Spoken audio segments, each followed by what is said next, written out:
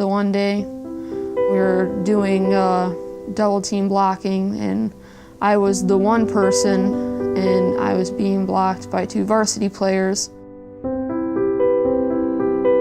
I was trying to put a little pressure on them. I tried my best, and my cleats just kind of stuck in the ground, and I tripped, and they both fell right on top of me. My shoulder and my back just kind of went into the ground. I couldn't breathe. I got hit hard and kind of set everything into pandemonium. School started. I couldn't even make it a full day. I would always come home every day and sleep. We thought it might have been a concussion. It just didn't really get any better. It just continually got worse. So we had him to the doctor numerous times. My cell phone rings and it's Dr. Lampy. He says, "Why don't you swing through Algona and pick Brenda up and head down to Blanks Children's Hospital? There's something there. There's a massive something there." We got packed, picked up my mom, we went down there. I don't even remember the trip, but I do remember getting on the ambulance.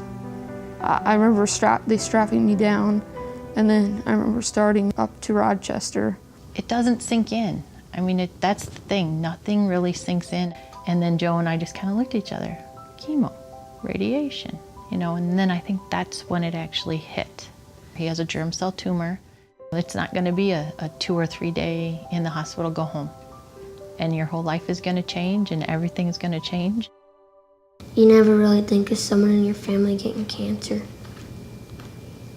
You think of other people getting it.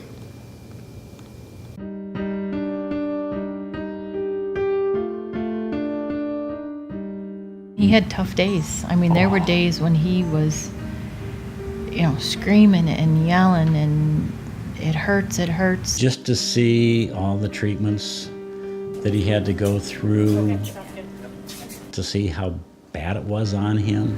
We were numb.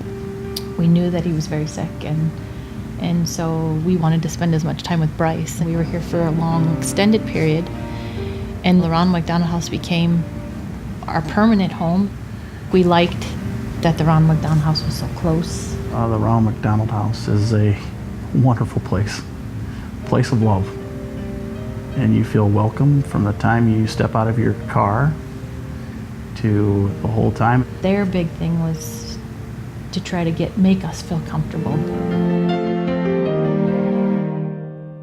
We always had a candle lit in the lobby to help people. Keep thinking and praying for them. We all went to the chapel and said a big rosary as like a student body. Prayed for him a lot as a school, and my friend groups, we prayed for him a lot. Everybody was rooting for him to know that we are one big family. We were able to stream some of the home football games to Bryce while he was up in the hospital, and then they'd make an announcement over the PA and everybody turn and wave at Bryce on the camera. The whole coaching staff, we all shaved our heads, and we thought that'd be fitting for Bryce. All the football games I played in, I wore his jersey. I always knew he was there. There are so many things that we did as a community. We sold t-shirts and we supported him. We all love him so much.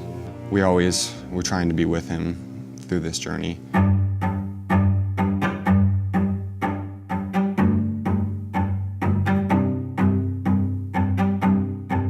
There were a couple times that we were crying, and why are you guys crying? We're gonna beat this thing. We're gonna be fine. I'll be fine. I remember saying, "I'm gonna ring that bell." There was probably like 40, 50 people that were there in the room, so it was really big. I was expecting a few tears, but he came out, and he rang his bell and he cheered and we all cheered. And then he just walked over and then just kind of fell apart. It was a very emotional day for all of us.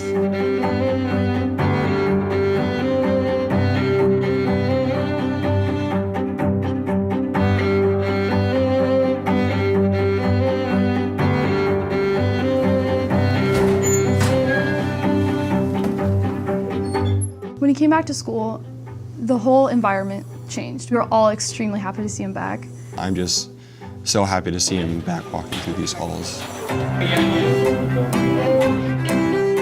He had to have somebody that was with him all the time at school. I was a paraprofessional. It just worked out that I was able to be with him at school. The kids are just absolutely wonderful. And they really are very supportive of Bryce. All the people wanted to know what was going on and how he was doing. He would just try to inform them, and any updates he had, he would put on his locker.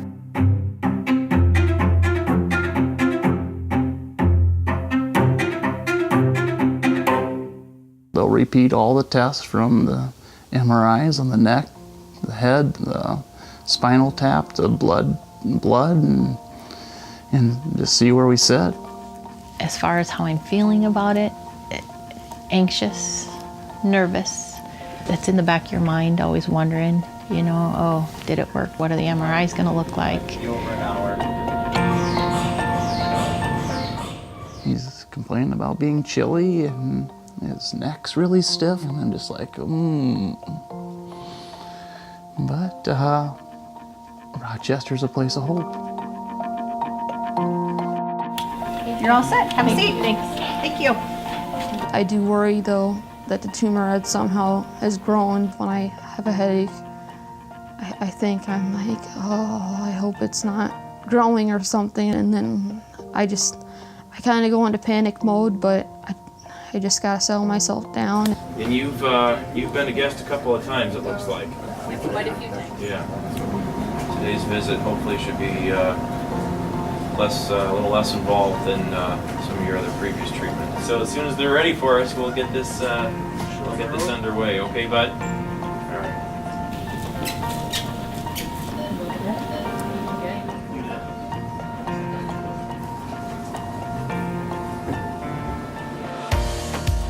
So this is basically what's left behind, this white stuff. Okay. Okay. They're looking great. Well, it's a lot smaller than what we started with, isn't it? Without a question. So pretty much the chemo got all of the tumor. Correct.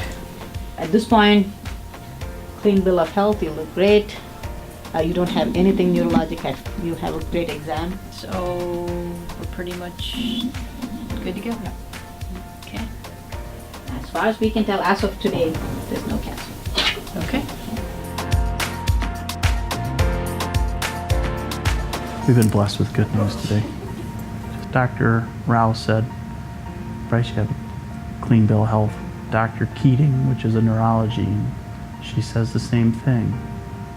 We talked to Dr. Locke, radiation oncology, and she says the same thing, and then we see the blood test. The cancer markers are nowhere to be found anymore. And then we see the spinal tap fluid markers, the cancer markers are nowhere to be found anymore. He's just an amazing young man. The faith and the strength, even the love through this. With Bryce being in remission, we're coming up to sing for St. Mary's Hospital and at the Ronald McDonald. Bryce wanted to help in any way he could. We come from a small community back home. I have the community back home. I have the Mayo community. I have the Ronald McDonald community. And just every one of those communities working together. Places like this are what helps you do it. Place of hope, love, healing in all aspects. You're not going to do it by yourself. Some days I doubted myself. I asked why was I diagnosed, or why is cancer even there? It's definitely changed me for the good. You just gotta have a positive attitude if you want to overcome something this big. It's made me a better person, or the community a better person, or my school better people, and I know now that this is a benefit because I can help people through this.